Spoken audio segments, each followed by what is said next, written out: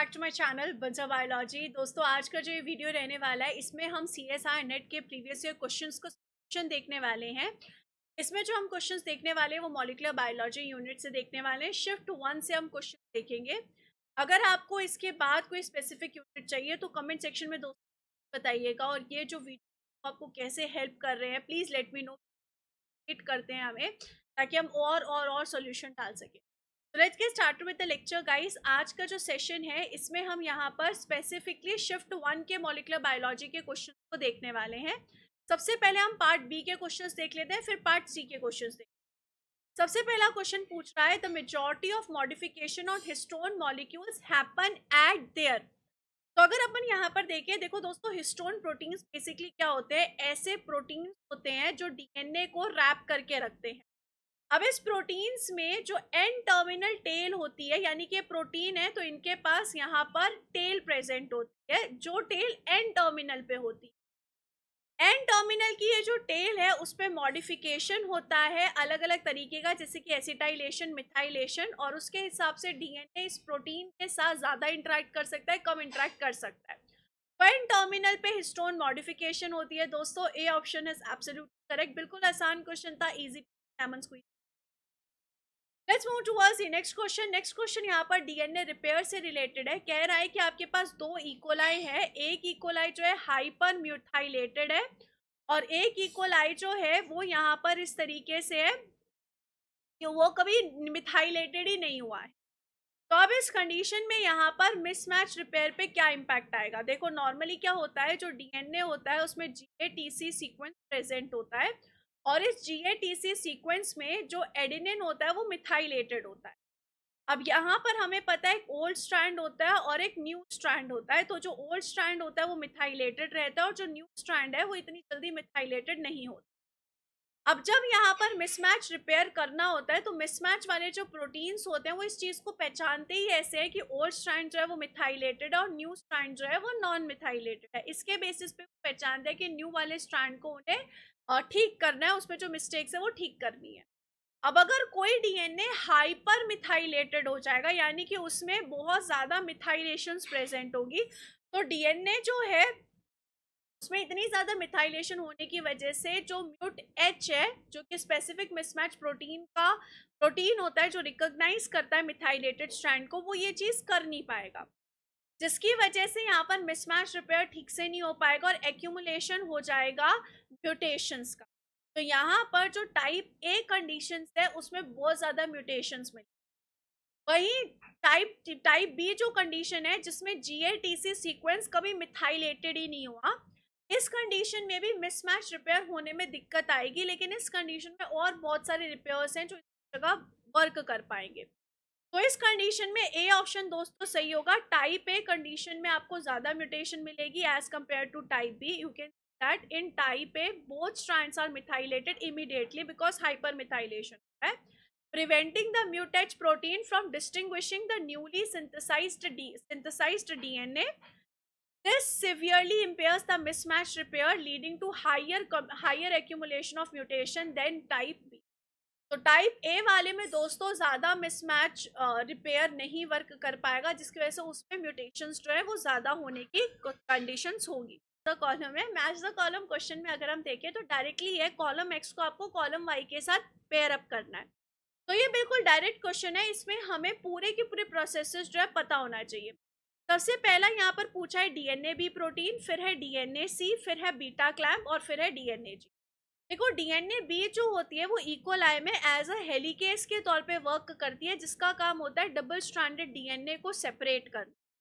ये काम यूकैरियोट्स में करने का होता है एमसीएम कॉम्प्लेक्स का। तो यहाँ पर ए का फोर्थ ऑप्शन सही हो जाएगा। ए का फोर्थ ऑप्शन जैसे ही सही हो गया वैसे ही मुझे पता चल गया या तो बी ऑप्शन सही है या फिर सी ऑप्शन सही है। नेक्स्ट अगर हम देखें डीएनए सी जो होता है वो यहाँ पर हेलिकेज लोडर होता है। देखो, हेलिकेज को ना लोड करवाना पड़ता है।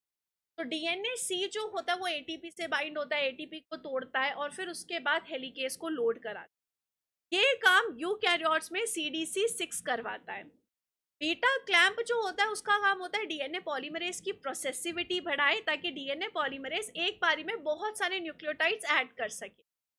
दोस्तों बीटा क्लैम्प वाला काम जो है वो करता है पीसीएनए हमारे यूकैरियोट्स में, और डीएनए जी जो होता है वो प्राइमर लेकर आता है, उसके पास प्राइमेज एक्टिविटी होती है। तो दोस्तों यहाँ पर कौन सा ऑप्शन सही हो जाएगा? C option is absolutely correct without any doubt. Let's move towards the next question. Next question यहाँ पर पूछ रहा है इनमें से कौन सी स्टेटमेंट इनकरेक्ट है आरएनए पॉलीमरेज से रिलेटेड यूकैरियोट्स। अब हमें पता है यूकैरियोट्स में बहुत सारे आरएनए पॉलीमरेज होते हैं, जैसे कि 1 2। मैंने आपको इसको एक सिंपल ट्रिक से याद भी करवा रखा है, रागिनी में 13 से।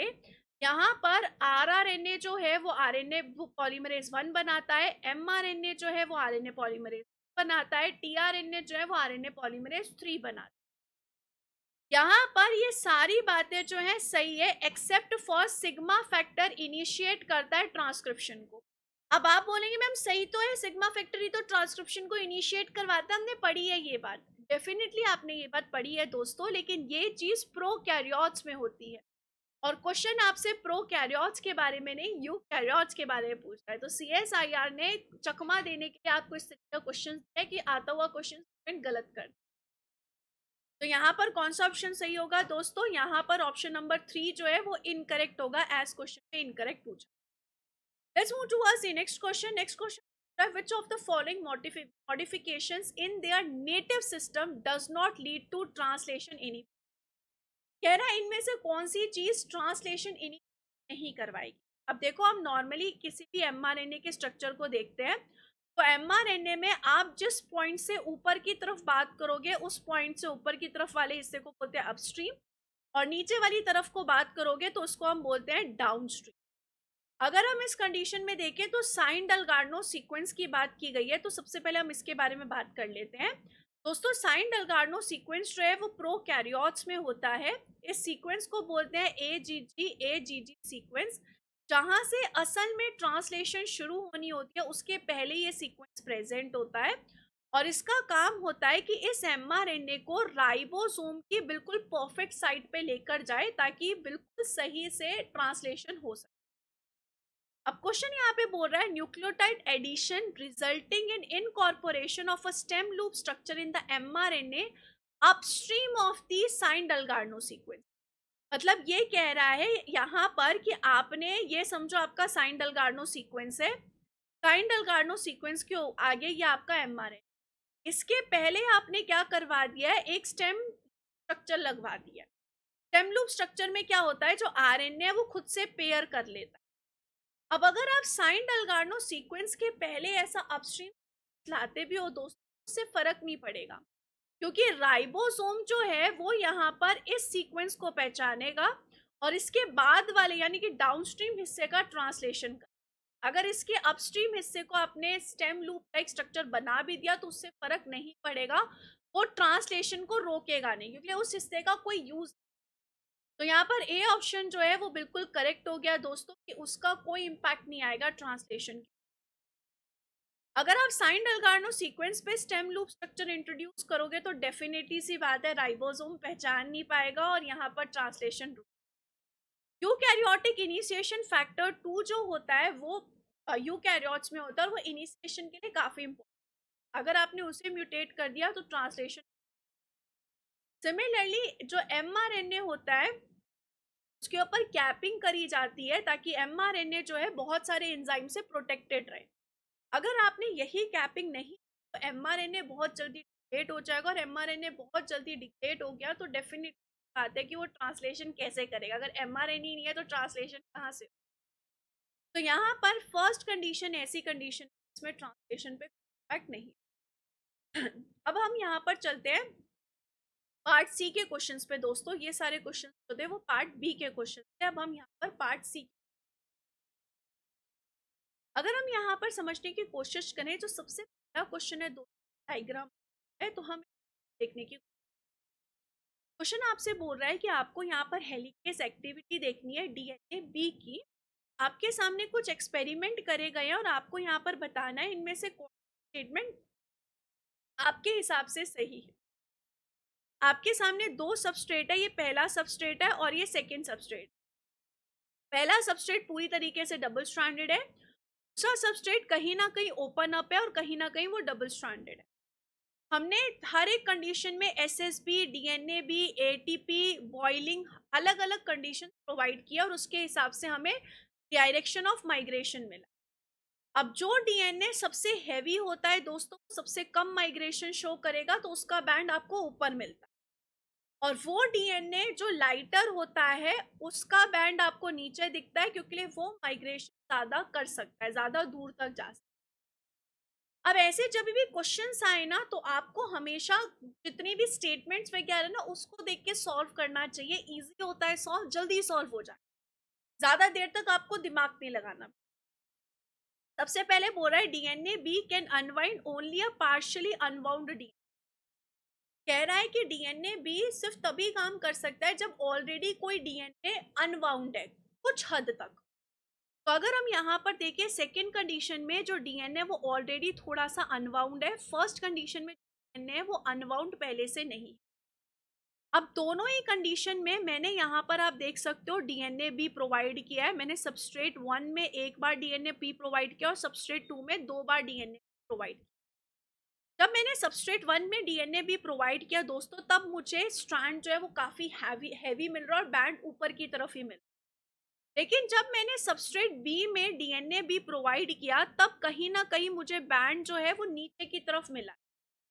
इसका मतलब यहाँ पर सबस्ट्रेट बी जो है उसमें डबल स्ट्रैंडेड डीएनए अलग हुए होंगे हेलिकेज की एक्टिविटी की वजह से, और सिंगल स्ट्रैंडेड डीएनए सेपरेट हुआ होगा। सिंगल स्ट्रैंडेड होने की वजह से वो लाइटर हो गया और वो नीचे तक माइग्रेट कर गया। तो डीएनए बी इस डीएनए पे शायद इसलिए वर्क कर पाया होगा क्योंकि वो पहले से अनबाउंड हो और पहले वाले पे वर्क नहीं कर पाया। तो यहाँ पर ए ऑप्शन मुझे कहीं ना कहीं सही लग रही है। ये ऑप्शन मुझे जैसे ही कहीं ना कहीं सही लग गई, मैंने सी ऑप्शन को सबसे पहले कट कर दिया। बी ऑप्शन कह रहा है SSB inhibits the unwinding activity of DNA. कह रहा है एसएसबी जो है वो यहाँ पर डीएनए बी को काम नहीं करने देता। ये बात गलत है, क्योंकि जब हमने यहाँ पर एसएसबी डाला है, उस कंडीशन में भी डीएनए बी जो है वो अनवाइंडिंग बड़े प्यार से कर पा रहा है। ये स्टेटमेंट तो दोस्तों पक्का गलत है। बी ऑप्शन है पक्का गलत, तो ये गलत हो। इससे मुझे श्योर हो गया डी तो पक्का सही है। DNA B requires ATP for DNA unwinding. जब भी हमने यहाँ पर एटीपी दी तभी यहाँ पर अनवाइंडिंग हो पाई। इस कंडीशन में जब मैंने एटीपी नहीं दी तो अनवाइंडिंग नहीं हो पाई, तो डी तो पक्का सही है। डीएनए बी अनवाइंड कर रहा है 5 प्राइम से 3 प्राइम डायरेक्शन में। दोस्तों इस डायग्राम को देख के मैं ये चीज कैसे बताऊं, क्योंकि ये इंटरप्रिटेशन वाला डायग्राम है। इस डायग्राम को देखकर मैं इस चीज को कमेंट कर ही नहीं सकती। तो यहाँ पर दोस्तों मैं श्योर हो गई कि D option is absolutely correct, without any doubt. यहाँ पर डी ऑप्शन बिल्कुल सही। तो यहाँ पर ये क्वेश्चन जो था बिल्कुल सही। अगले क्वेश्चन की तरफ दोस्तों चलते हैं। अगला जो क्वेश्चन है वो यहाँ पर आपको one analytical kind of question है। इस क्वेश्चन में दोस्तों आपको बोला गया है कि आपने यहाँ पर एक हाइब्रिड बनाया है लैक और लैम्डा बैक्टीरियोफाज। इन दोनों का आपने हाइब्रिड इस तरीके से बनाया है कि जो लैक का प्रमोटर और ऑपरेटर है, उस कंडीशन में बैक्टीरियोफाज का रिप्रेसर है, जिसको हम लैम्डा रिप्रेसर कहते हैं। तो लैम्डा रिप्रेसर लैक ऑपेरॉन के कंट्रोल, और लैक जेड जो है पीआरएम के कंट्रोल में होता है। पीआरएम होता है प्रमोटर ऑफ मेंटेनेंस, जो कि बैक्टीरियोफाज में। अब इस कंडीशन में आपको क्या लगता है, अगर आपने आईपीटीजी प्रोवाइड किया तो कौन सा रिजल्ट आपको? आईपीटीजी दोस्तों ग्रेटिट्यूअस इंड्यूसर होता है लैक ऑपेरॉन में, जो कंटिन्यूसली लैक ऑपेरॉन को ऑन रखता है। अब इस कंडीशन में दोस्तों होगा क्या, इस कंडीशन में ग्रेटिट्यूअस इंड्यूसर ने लैक ऑपेरॉन को कंटिन्यूसली ऑन रखा है। अगर लैक ऑपेरॉन कंटिन्यूसली ऑन है तो जो लैक रिप्रेसर है, सॉरी जो बैक्टीरियोफाज रिप्रेसर है, वो कंटिन्यूसली बनता रहेगा, क्योंकि बैक्टीरियोफाज का जो रिप्रेसर है वो लैक ऑपेरॉन के कंट्रोल में है। तो ये तो कंटिन्यूसली बनेगा। तो ये तो पक्की बात है कि लैक रिप्रेसर जो है वो कंटिन्यूसली बनेगा, और चारों ग्राफ्स में दिखाया भी यही गया है कि लैक रिप्रेसर तो कंटिन्यूसली बन रहा है, तो उसमें कुछ इंटरप्रिटेशन नहीं कर पाऊंगी। अब ये जो लैक रिप्रेसर है दोस्तों, ये कैसे काम करता है? लैक रिप्रेसर जो है वो यहाँ पर शुरू में तो पॉजिटिवली वर्क करता है, और क्या करेगा, शुरू में यहाँ पर जो ये पीआरएम है यानी कि रिप्रेसर मेंटेनेंस है, वो यहाँ पर लैक जेड की सिंथेसिस करेगा। लेकिन जब ये जो बीटा या लैम्डा फाज का जो रिप्रेसर है वो खुद को एक्टिवेट भी कर सकता है और खुद को रिप्रेस भी कर सकता है। तो आफ्टर अ टाइम ये क्या करने लगता है, खुद की ही सिंथेसिस को रिप्रेस करने लगेगा, जो कि नॉर्मल लैम्डा फाज में होता है कि लैम्डा फाज में ये रिप्रेसर क्या करता है, खुद की ही सिंथेसिस को होने से रोकने लगता है कुछ टाइम के बाद। तो कुछ टाइम तक तो पीआरएम को ये पॉजिटिव मैसेज देगा, लेकिन उसके बाद ये खुद की सिंथेसिस लगता है और पीआरएम को नेगेटिव मैसेज देने लगे। तो ऐसे ही कुछ टाइम के बाद क्या होगा, पीआरएम के पास नेगेटिव मैसेज दे। अब इस कंडीशन में पीआरएम के कंट्रोल में ही रिप्रेसर नहीं है, इसके कंट्रोल में लैग-जेड है। तो शुरू शुरू में तो लैग-जेड की सिंथेसिस बहुत बढ़िया चलेगी, लेकिन बाद में इसकी सिंथेसिस जो है और नहीं हो पाएगी, और सिंथेसिस की नहीं हो पाएगी तो स्टेगनेंट हो जाएगी। तो इस कंडीशन में दोस्तों सी ऑप्शन जो है वो बिल्कुल करेक्ट हो जाएगा। ये जो लैम्डा रिप्रेसर है वो तो कंटिन्यूसली बनता रहेगा। अब ये जो लैग-जेड है वो लैम्डा प्रमोटर के कंट्रोल। तो जब यहाँ पर लैग-जेड होगा, स्टार्टिंग में तो लैग-जेड बनता जाएगा, बनता जाएगा, बनता जाएगा, क्योंकि इसमें जो है यहाँ पर लैम्डा रिप्रेसर जो है वो बन रहा है और वो लैग-जेड की सिंथेसिस को पॉजिटिव मैसेज दे रहा है। लेकिन एक टाइम के बाद यहाँ पर क्या होगा, यहाँ पर रिप्रेसर जो डोमिनेट करने लगेगा, यानी कि जो लैम्डा रिप्रेसर है उसका रिप्रेसर डोमिनेट करने लगेगा और वो पीआरएम को ब्लॉक करेगा और बोलेगा और सिंथेसिस मत करो लैग-जेड। तो यहाँ पर सी ऑप्शन जो होगा बिल्कुल करेक्ट हो। अगले क्वेश्चन पे चलें तो अगला क्वेश्चन काफी सिंपल है दोस्तों। यहाँ पर एसिटाइलेशन, मिथाइलेशन, फ्लोराइलेशन रिलेटेड क्वेश्चन पूछा गया है। अगर हम यहाँ पर देखें इनमें से कौन सा रोल होता है हिस्टोन मॉडिफिकेशन का, इस चीज कोशिश करें। सबसे पहला बोल रहा है कि अगर आप एसिटाइलेशन करते हो हिस्टोन का तो वो जनरली ट्रांसक्रिप्शन को रिप्रेशन करता है by making chromatin more compact. तो अगर हम देखें दोस्तों ये बिल्कुल करेक्ट नहीं है, इनकरेक्ट है। रीजन बीइंग, अगर आप एसिटाइलेशन दोस्तों करते हो हिस्टोन की टेल का, तो एसिटाइलेशन की वजह से जो हिस्टोन की टेल है और जो डीएनए है उनके बीच में इंटरेक्शन कम होने लगता है। इंटरेक्शन कम हो जाता है तो ये स्ट्रक्चर मोर कॉम्पैक्ट नहीं होता, उल्टा लेस कॉम्पैक्ट हो जाता है और इसमें जो डीएनए वो ट्रांसक्रिप्शन के लिए एक्टिव हो जाता है, ना कि रिप्रेस हो जाता है, क्योंकि डीएनए अब हिस्टोन टाइटली बाउंड नहीं है तो उसका ट्रांसक्रिप्शन करवाया जा सकता है। तो ये ऑप्शन तो पक्का गलत हो गया, इससे मुझे पक्का पता चल गया बी सही है, सी सही है, अब सारा खेल डी का है। Histone modification influence the recruitment of RNA polymerase complex but not transcription factors। कह रहा है कि अगर आप हिस्टोन के मॉडिफिकेशन कराते हो तो वो सिर्फ आरएनए पॉलीमरेज को आने से देखता है कि आएगा या नहीं आएगा, ट्रांसक्रिप्शन फैक्टर्स का आना या नहीं आना डिसाइड नहीं। तो दोस्तों ये ऑप्शन जो है बिल्कुल गलत है।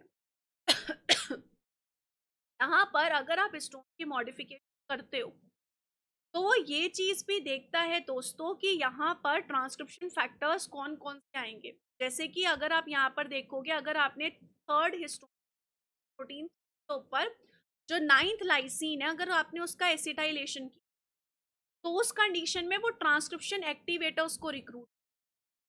इन सिमिलर वे अगर आपने H3K27 को मिथाइलेट किया तो उसमें साइलेंसिंग जीन को एक्टिवेट कर, तो यहाँ पर ट्रांसक्रिप्शन फैक्टर्स का पूरा कंट्रोल रहता है। तो यहाँ पर ए ऑप्शन और डी ऑप्शन गलत है, बी और सी जो है वो डेफिनेटली। अगर आप मिथाइलेशन करते हो हिस्टोन का तो वो एक्टिवेट भी कर सकता है ट्रांसक्रिप्शन और रिप्रेस भी कर सकता है, मोस्टली रिप्रेस करता है लेकिन एक्टिवेट भी कर सकता है। और अगर आप फॉस्फोराइलेट करते हो हिस्टोन का तो वो जनरली डीएनए डैमेज का एक रिस्क। तो यहाँ पर B option is absolute. Let's move towards the next question दोस्तों। अगला क्वेश्चन अगर हम यहाँ पर समझ तो ये क्वेश्चन है ट्रिप्टोफैन ऑपेरॉन से रिलेटेड। यहाँ पर हम बात करें कि ट्रिप्टोफैन ऑपेरॉन का जो अटेन्युएशन वाला हिस्सा है उससे रिलेटेड बात हो रही है।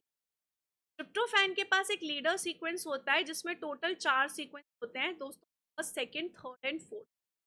इसमें या तो सेकंड और थर्ड हिस्सा पेयर करता है या फिर थर्ड और फोर्थ हिस्सा पेयर करता है, और उसके बेसिस पे डिसाइड किया जाता है कि ट्रिप्टोफैन ऑपेरॉन चलेगा या फिर नहीं चलेगा। दोनों में से कोई भी हिस्सा जो है वो एक दूसरे के साथ पेयर कर सकता है। अगर ट्रिप्टोफैन का अमाउंट बहुत ज्यादा है तो उस कंडीशन में थर्ड और फोर्थ हिस्सा एक दूसरे के साथ पेयर कर लेते हैं। और इट्स अ मैसेज कि आप यहाँ पर ट्रिप्टोफैन ऑपेरॉन को और मत चलाओ, यानी कि आप ट्रांसक्रिप्शन को टर्मिनेट कर दो, यानी कि आप ट्रांसक्रिप्शन करने की कोई जरूरत नहीं है, ट्रिप्टोफैन चलाने की कोई जरूरत। वहीं अगर सेकेंड और थर्ड पेयर करते हैं तो इसका मतलब है कि ट्रिप्टोफैन लेस अमाउंट में है, और इस कंडीशन में आप ट्रांसक्रिप्शन को कंटिन्यू रखो, ट्रिप्टोफैन को कंटिन्यू रखो, ट्रिप्टोफैन ऑपेरॉन को, ताकि ट्रिप्टोफैन की सिंथेसिस, बिकॉज हम ट्रिप्टोफैन ऑपेरॉन क्यों चाहते हैं, ट्रिप्टोफैन की सिंथेसिस। अगर ट्रिप्टोफैन ऑलरेडी ज्यादा है तो और ट्रिप्टोफैन बनाने का कोई तुक नहीं बनता, तो हम यहाँ पर ट्रांसक्रिप्शन को टर्मिनेट कर देते हैं, यानी कि हम अटेनुएट करते हैं। और अगर ट्रिप्टोफैन कम है तो हम बोलते हैं कि सेकंड और थर्ड को पेयर करो, ताकि यहाँ पर ट्रांसक्रिप्शन, ठीक है, जैसे कि आप यहाँ पर इस कॉन्सेप्ट को समझ। अब इस कंडीशन में अगर हम यहाँ पर देखने की कोशिश करें दोस्तों, हमारे पास 4 केस मौजूद है। अब इन सबको हम अच्छे से देखते हैं। सबसे पहला केस हमें यहाँ पर बोल रहा है कि हमने यहाँ पर इंसर्ट किया base between leader peptide gene and sequence 2। दूसरे में बोल रहा है insert between second and third. तीसरे में हमने फोर्थ सीक्वेंस को डिलीट किया। चौथे में हमने एलिमिनेट कर दिया राइबोसोमल बाइंडिंग साइट को। अब इनमें से हमें यहाँ पर दोस्तों हमेशा ध्यान रखो, ऐसा चूज करना है जो अपने को लगे कि हाँ भाई ये तो सबसे इजी है चूज, ऐसे वाले को हम सबसे पहले चूज करना प्रेफर करें। अब इस कंडीशन में अगर आप यहाँ पर देखोगे, अगर हमने यहाँ पर डिलीट कर दिया सीक्वेंस नंबर 4, तो इस कंडीशन में ऑब्वियस सी बात है कि जितना अटेनुएशन हो सकता था उतना अटेनुएशन तो अब नहीं हो पाएगा। कोई चांस ही नहीं है कि उतना अटेनुएशन हो पाए जितना नॉर्मली होता है। आप ही सोचो कोई चांसेस है, अगर हमने डिलीट कर दिया सीक्वेंस नंबर 4 को ही, डिलीट अगर सीक्वेंस नंबर 4 हो चुका है तो इस कंडीशन में हम अटेनुएट कर ही नहीं पाएंगे, क्योंकि अटेनुएट कब होता है, जब थर्ड और फोर्थ पेयर करता है। तो इस कंडीशन में दोस्तों अब अगर फोर्थ ही हिस्सा नहीं रहा तो ऑब्वियसली बात है अटेनुएशन कैसे ही होगी, बिकॉज अब यहाँ पर हम ट्रांसक्रिप्शन टर्मिनेट कर ही नहीं सकते हैं, बिकॉज फोर्थ हिस्सा ही नहीं है। थर्ड और फोर्थ हिस्सा जब बाइंड होते हैं एक दूसरे से तब अटेनुएशन। अगर हमने फोर्थ हिस्से को डिलीट कर दिया तो इस कंडीशन में डेफिनेटली सी बात है कोई अटेनुएशन नहीं होगा। जैसे ही हमें ये पता चला, हमें यहाँ पे पता चल गया D option is absolute correct, because C का फोर्थ सिर्फ एक ही कंडीशन। इस तरीके से आप मैच द कॉलम को ना सॉल्व करने की कोशिश कर सकते। ऐसे ही बोल रहा है कि अगर हम यहाँ पर सेकेंड और थर्ड के बीच में कुछ बेसेस ऐड कर दें, अगर हमने सेकेंड और थर्ड के बीच में क्या कर दिया, बेस सीक्वेंस ऐड कर दिया, तो इस कंडीशन में सेकेंड और थर्ड का पेयर अप होना बहुत मुश्किल हो जाएगा। तो इस कंडीशन में थर्ड और फोर्थ हिस्सा ज्यादा पेयर अप करेंगे तो, और ऐसी कंडीशन में मोर अटेनुएशन हो जाएगा, तो बी का यहाँ पर क्या हो जाएगा, थर्ड हो जाएगा। ऐसे अगर आप इंसर्ट कर दोगे basis between the leader peptide and sequence 2, तो इस कंडीशन में भी लेस अटेनुएशन होने के चांसेस होंगे, बिकॉज यहाँ पर सेकेंड और थर्ड वाले हिस्से के पेयर होने के चांसेस फिर जो है वो ज्यादा हो जाए। और अगर आप राइबोसोमल बाइंडिंग साइट को ही एलिमिनेट कर दोगे तो इस कंडीशन में कंप्लीट अटेनुएशन हो जाएगा, क्योंकि इस कंडीशन में जो हमारा राइबोसोम है वो आ नहीं पाएगा, और इस कंडीशन में कंप्लीट अटेनुएशन हो जाएगा। तो डी ऑप्शन जो होगा दोस्तों बिल्कुल करेक्ट हो। अगले क्वेश्चन की तरफ अगर हम बढ़े तो अगला क्वेश्चन आपको बोल रहा है कि आपके पास एक mRNA है इकोलाई का, जिसके पास लैग-जेड, लैग-वाई और लैग-ए जीन है। ठीक है, अब इसमें यहाँ पर क्या बोल रहा है, it is observe that lac Z is translated more frequently than lac Z and lac Y and lac A. कह रहा है कि लैग-जेड जो है वो ज्यादा ट्रांसक्राइब हो रहा है, ट्रांसलेट हो रहा है, बेसिकली ट्रांसलेट ज्यादा हो रहा है, mRNA से है वो लैग-जेड ज्यादा बना रहा है। अब इसका रीजन क्या है कि लैग-जेड जो है वो यहाँ पर ज्यादा अमाउंट में प्रोटीन बना पा रहा है, लैग-वाई और लैग-ए ऐसा नहीं है नहीं बना रहे हैं पर कम बना रहे हैं। उसके पीछे रीजन क्या हो सकता है? कह रहा है the Shine Dalgarno sequence is present upstream of lac Z but not for lac Y and lac A affective translation, right. कह रहा है कि जो साइन डेल्गार्नो सीक्वेंस है वो यहाँ पर सिर्फ और सिर्फ लैग-जेड के पहले है, लैग-वाई और लैग-ए के पहले नहीं। अगर लैग-वाई और लैग-ए के पहले साइन डेल्गार्नो सीक्वेंस है ही नहीं तो लैग-वाई और लैग-ए ट्रांसलेट ही कैसे होगा दोस्त? तो फिर इस कंडीशन में तो बिल्कुल ट्रांसलेट ही नहीं होना चाहिए, थोड़ा भी ट्रांसलेट कैसे हुआ, बिकॉज क्वेश्चन में बोल रहा है कि वो लेस अमाउंट में ट्रांसलेट हो रहा है। कह रहा है inhibitory RNA structures are present upstream for lac Y and lac A. Once again अगर यहाँ पर अपस्ट्रीम पे इनहिबिटरी आरएनए स्ट्रक्चर्स प्रेजेंट है, तो लैक वाई और लैक ए फिर ट्रांसलेट ही नहीं होने चाहिए, फिर वो ट्रांसलेट कैसे हो सकता है, उनका लिटिल अमाउंट भी कैसे बन। Inhibitory RNA structures are present in lac Y and lac A sequence. अगर inhibitory RNA structures lac Y और लैक ए में है भी, तो वो कैसे बन रहे हैं, लिटिल अमाउंट में भी कैसे बन रहे हैं। इसका दोस्तों सी ऑप्शन करेक्ट होगा कि साइन डलगार्नो सीक्वेंस जो है उनके पास डिफरेंट एफिनिटीज है राइबोसोम के लिए। तो लैक-जेड वाले की एफिनिटी है राइबोसोम के लिए वो ज्यादा है, और लैक वाई और लैक ए का जो साइन डलगार्नो सीक्वेंस है उसकी एफिनिटी राइबोसोम के लिए कम है। इसकी वजह से ये दोनों भी ट्रांसलेट हो रहे हैं पर कम हो रहे हैं, और लैक-जेड सबसे ज्यादा हो। तो दोस्तों विदाउट एनी डाउट यहाँ पर कौन सा ऑप्शन सही होगा, यहाँ पर definitely and definitely C option है एब्सोल्यूट करेक्ट, कोई शक की बात ही नहीं। नेक्स्ट क्वेश्चन यहाँ पर दोस्तों है वो डायरेक्ट क्वेश्चन है। क्वेश्चन आपसे यहाँ पर बेसिकली पूछ रहा है कि यहाँ पर जब आप बेसिकली हमारा जो मॉडिफिकेशन करते हो, जो पोस्ट ट्रांसलेशनल मॉडिफिकेशन करते हो, इन कौन कौन सा पोस्ट ट्रांसलेशनल मॉडिफिकेशन रिवर्सिबल है और कौन कौन सा पोस्ट ट्रांसलेशन इरिवर्सिबल। इसमें आपको यूबिक्विटिनेशन दिया है, एडीपी राइबोसाइलेशन दिया है, फिर आपको प्रिनाइलेशन दिया है। तो इस कंडीशन में दो ये बेसिक डायरेक्ट प्रोसेस होता है कि जो यूबिक्विटिनेशन का प्रोसेस होता है वो रिवर्सिबल होता है। यूबिक्विटिन प्रोटीन्स आ सकते हैं और वो रिवर्स कर सकते हैं। जो एडीपी राइबोसाइलेशन है वो भी दोस्तों रिवर्सिबल होता है, इरिवर्सिबल नहीं होता। तो ए ऑप्शन पक्का गलत है, इसे काट दो, इसे काट दो। फिर यहाँ पर बचा है सी, यूबिक्विटिनेशन प्रोसेस इरिवर्सिबल नहीं, यूबिक्विटिनेशन इरिवर्सिबल नहीं होता, रिवर्सिबल होता है। तो सी ऑप्शन जैसे ही कट गया दोस्तों, बी और ई सही हो जाएगा कि यूबिक्विटिनेशन इरिवर्सिबल है, ये इरिवर्सिबल है, और यहाँ पर प्रिनाइलेशन और ये जो होता है वो इरिवर्सिबल है। तो डी ऑप्शन जो होगा वो बिल्कुल करेक्ट है। Let's move towards the next question दोस्तों। इस क्वेश्चन में आपको सिंपली मैच द कॉलम करना है। तो अगर दोस्तों हम इस क्वेश्चन को कोशिश करें तो बिल्कुल डायरेक्ट क्वेश्चन है। इसमें आपको बेस एनालॉग दिया है, इंटरकैलेटिंग एजेंट दिया है, डीअमाइनेटिंग हाइलाइटिंग। तो बेस एनालॉग का मतलब क्या होता है, बेस है कि किसी और बेस का ये एनालॉग है, मतलब उसकी जगह ये आ सकता है, और उसकी जगह अगर ये बेस एनालॉग आ गया तो वो डीएनए रेप्लिकेशन में डीएनए पॉलीमरेज को ठीक से पता नहीं करने देगा कि स्पेसिफिकली कौन सा बेस आया। फॉर एग्जांपल अगर मैं आपको बोलूँ थाइमीन की जगह कोई बेस एनालॉग आ गया, अब यहाँ पर बेस एनालॉग से जब रेप्लिकेशन करवाएगा डीएनए पॉलीमरेज तो नॉर्मली क्या होता है, टी के सामने ए आता है। बट इस कंडीशन में जो डीएनए पॉलीमरेज है उसको समझ नहीं आएगा कि सामने लेकर क्या आना है, तो वो एडेनिन भी ला सकता है, ग्वानिन भी ला सकता है। तो इस तरीके का बेस एनालॉग जो है वो यहाँ पे वर्क करता है 5 प्रोमोयूरेट। ए का जैसे ही फोर्थ हुआ मुझे पता चल गया A option is absolute. Intercalating agent का मतलब होता है एक ऐसा एजेंट जो डीएनए के बीच में आ जाता है, इंटरकैलेट कर जाता है, जैसे कि इथिडियम ब्रोमाइड जिसे हम डीएनए इलेक्ट्रोफोरेसिस में यूज करते हैं। डीअमाइनेटिंग एक ऐसा एजेंट होता है जो अमाइनो ग्रुप को रिमूव कर देता है, जैसे कि नाइट्रस एसिड।